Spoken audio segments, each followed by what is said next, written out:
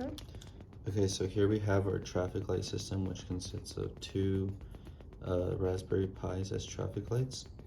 Then we're going to have an LCD screen as well as an ultrasonic reader for each RPi.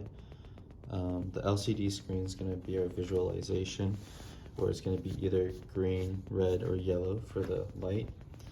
And our data is going to be collected through the ultrasonic reader, which is going to be collecting distances from this to the floor or the car. And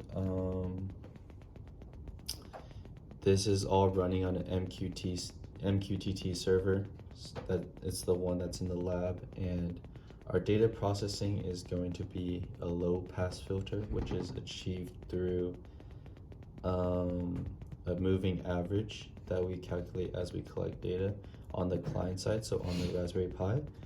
And each Raspberry Pi is going to send to their specific topics the state of their light, as well as if a car is present in their lane or not.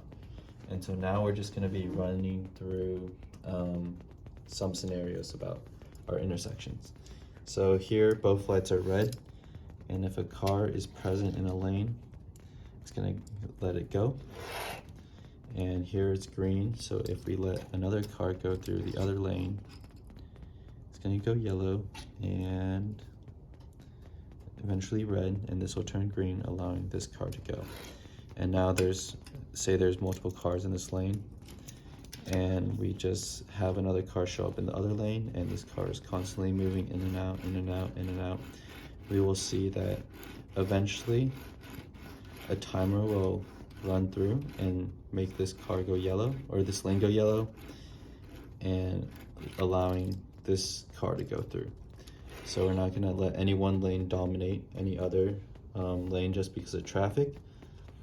And we're going to demonstrate the timer now. So let me just reset it to yellow or to red, both of them.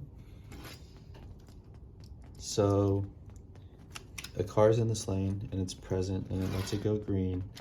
And now we have a car in this other lane, and now cars are coming through. And you can see that because of the timer, it won't turn yellow, but as soon as you take it away, it's going to turn yellow, and this will turn green, allowing this car to go through. Okay, as a little bit of a clarification, we actually have two timers in each system. One timer is going to be counting how long the light has been green, in which case if it's been up to a certain limit, then it will let the other lane have a turn and turn green. And we have another counter that's going to count how long the lane has been empty, and if it's been empty for 3 or more seconds, then it's going to allow the other lane to turn, it's going to turn yellow, then red, and then let the other lane through. And so we'll just demonstrate that real quick. So we're going to turn this light green, and then if the car is present here, we can move it in and out. If it's less than 3 seconds, it's going to stay green, but as soon as it's gone for about 3 seconds, it's going to turn yellow, and then it's going to let this car through eventually.